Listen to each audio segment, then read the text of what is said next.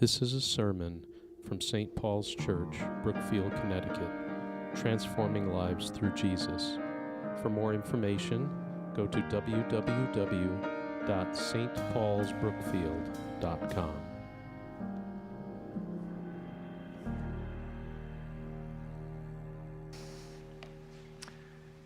If you've been following along with us in our parish-wide study through the Gospel of John, you'll notice that we have just jumped forward a bit this week. Over the past few months, we've been working through the first half of John's Gospel, what we've been calling the Book of Signs, which took us through the raising of Lazarus and the start of Holy Week in chapters 11 and 12. However, once it gets into Holy Week, John's Gospel slows down dramatically. The next quarter of John's Gospel, 5 chapters from chapters 13 to 17, is essentially one long speech called the Upper Room Discourse.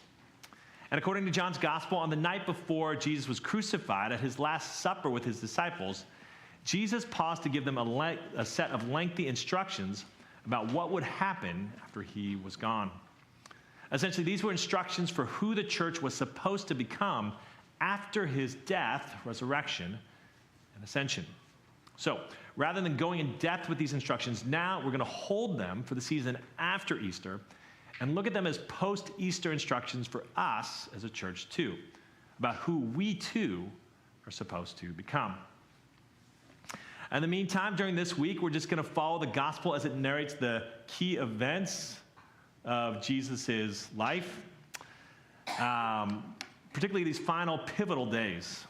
Today we read John's version of the Passion reading, which is traditionally read on Palm Sunday. On Spy Wednesday, we'll go back and read from John 13, which is where John tells the story of Judas' betrayal. Then on Maundy Thursday, we'll look at the rest of John 13, which is the story of the Last Supper and Jesus' great command, or mandatum, hence Maundy Thursday. Then on Good Friday, we'll go to John's account of the crucifixion in John chapter 19, before looking at the first half of chapter 20 at the Easter Vigil, and the second half of that story in chapter 20 on Easter Sunday morning. All that to say, you have to come to all the services this week, okay? Now, I'm only half joking when I say that because, in all seriousness, in addition to the fact that we're covering some major portions of John this week, this coming week is everything. It's everything, isn't it? This week is the nerve center of everything that we do as Christians. Over the coming days, we will tell the story of the most important moments in the entire Christian faith, the most important moments in the history of the whole world.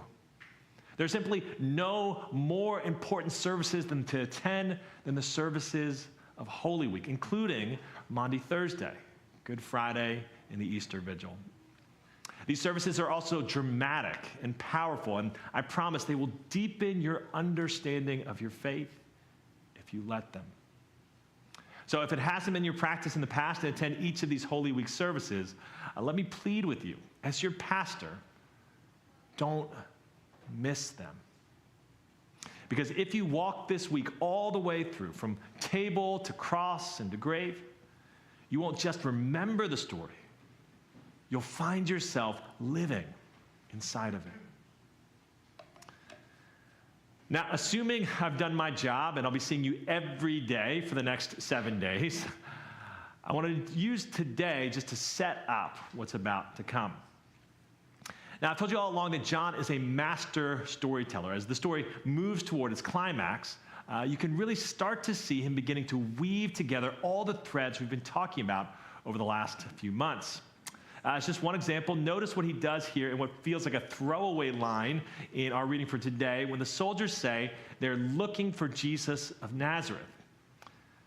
Now, our translations unintentionally hide what's really happening here when they translate Jesus' response as, "I am he." In the Greek, and we can assume in the Aramaic that Jesus would have spoken, Jesus' answer actually evokes the divine name. Right? Not Howard, right, Mary Perry? Right? But I am. They say they are looking for Jesus of Nazareth, and Jesus says, ego eimi, I am. No wonder, as we read in the very next verse, the soldiers step back and fall to the ground. But what we really start seeing at this point is John working together two themes that we've been talking about all along. The first has to do with light and darkness, with darkness and light.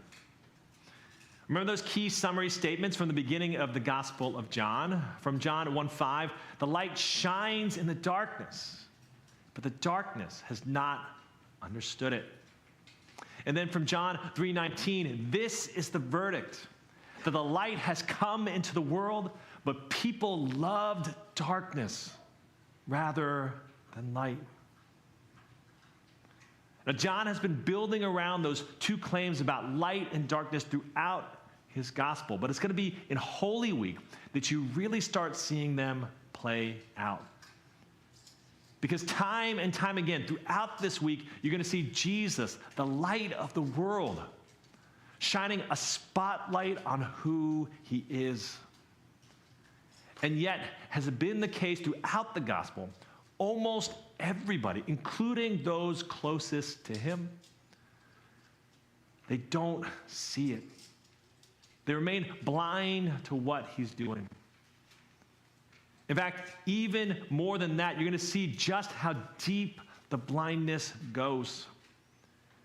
Because what we find is the light shines at its brightest is we don't just start seeing the darkness. We start seeing how people choose it, how they prefer the darkness, revealing how many of us love the darkness instead of the light. And that points us to the second theme John really wants to begin to press at this point, the theme of irony. Irony. As we've seen at various points throughout this study, John repeatedly surprises us with who it is that can see and who winds up being blind. In fact, the irony is not just that the people we expect to see wind up being blind, it's that the very things that they trust to give them clarity are the very things that are blinding them. Now, to this point, John has been giving us about one example of this a chapter. However, beginning with Holy Week, the ironies are going to start cascading upon each other, one on top of the other. From Caiaphas' ironic and murderous interpretation of his own prophecy that Jesus would die for the people, not realizing that he is the villain in his own story. To the crowds who proclaim Hosanna, believing they are witnessing a triumphal entry, while unknowingly accompanying Jesus on his funeral march. To Pilate asking, "What is truth?" while standing before the one who has said, "I am the truth." To those who choose Barabbas, whose name literally means son of the Father, believing his kind of revolution will save them, and yet not realizing that even their rejection of Jesus is going to lead to the salvation of all. What's striking about these ironies is not just how many there are, but how deep they run. Think about when Pilate brings Jesus out before the crowd. Now, our translations say that Pilate says, "Here is the man." But the Greek actually has no definite article, no word "the." And the words here are literally, "Behold, man." So on a deeper level, Pilate is unintentionally announcing a judgment on all of humanity. Behold our humanity, he's saying. This is who we are. This is what we human beings do. Behold, this is how much we love darkness instead of light. Behold, this is how far we will go, even the killing of the Son of God. And yet also on a still deeper level, it means this too. Behold, our true humanity, the one true human. Do you want to see what it looks like to be fully human, John's saying? Then look here at Jesus. Behold, the one who will take the place of the first Adam as the new Adam. Behold, the Son of Man, who, when lifted up, will draw all men to himself. That irony runs deep. Then think about all the irony that is layered around Jesus' kingship in this story. Pilate and the soldiers mock him, dressing him in a crown of thorns and placing the sign King of the Jews over their head when he is crucified. They think that they are being ironic, pointing out the absurdity of this weak and dying man claiming to be a king. But what they don't realize is the even deeper irony that this is precisely the kind of kingship that Jesus has come to claim. If you're paying close enough attention, you can get to the point where you feel like you just want to start shouting at the characters. No, don't do it.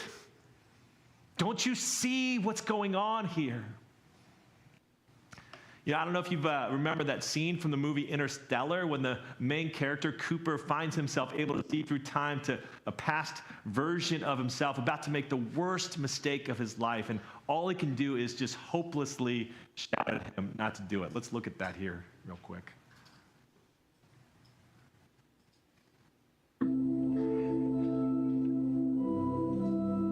Don't let me leave, Merv! No! No! No! No!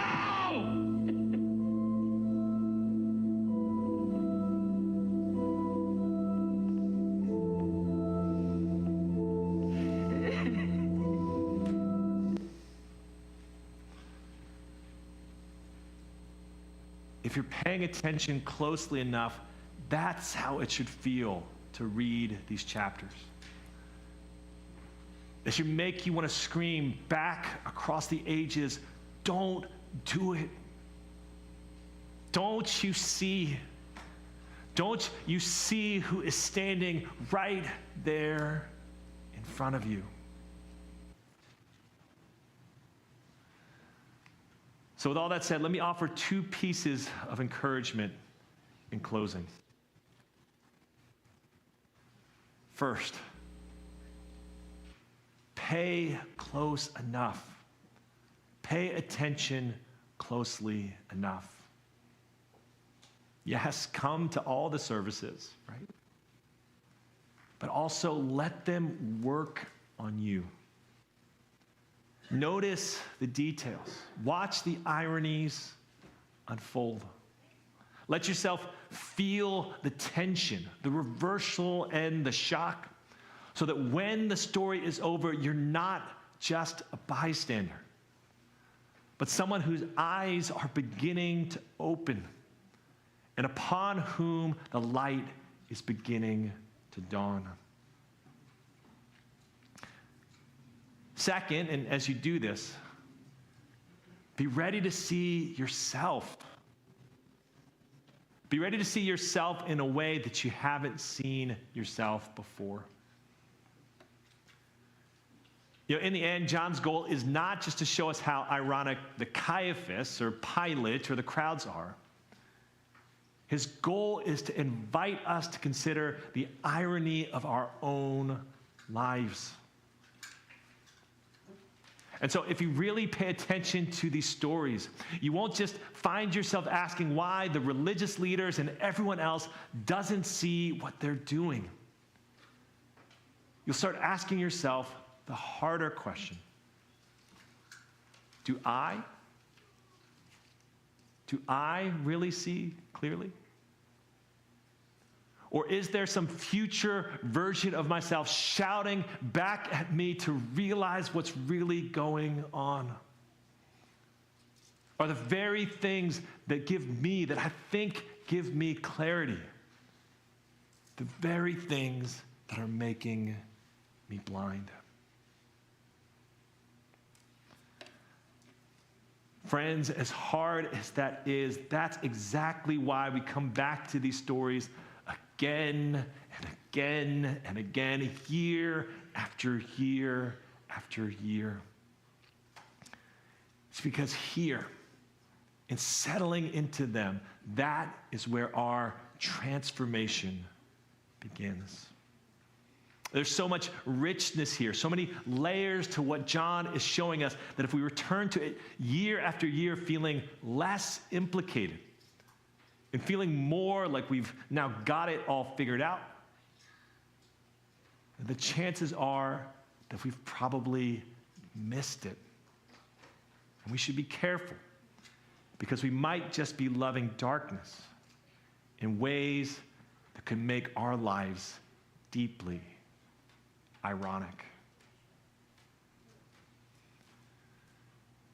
Beloved of God, I invite you into this week of Christ's passion. And I ask for God's grace to help you see the truth, to see the one who has been standing before you all along. Amen.